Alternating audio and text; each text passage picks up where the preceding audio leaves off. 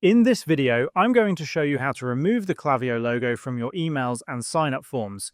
If you send an email campaign to your subscribers and notice the KLAVIYO logo appearing at the bottom, it means your account is currently on the free plan. KLAVIYO includes this branding on free accounts as a way to promote their service. To remove the logo from your emails, you first need to open the email campaign in edit mode. Scroll to the bottom of the email until you see the KLAVIYO logo. If your account is on a paid plan, you can simply click on the logo and select the delete option. However, if your account is on the free plan, you'll instead see an Upgrade Now button on the left-hand side. This means the only way to remove the logo is by upgrading to a paid plan. Click Upgrade Now and review the available plans.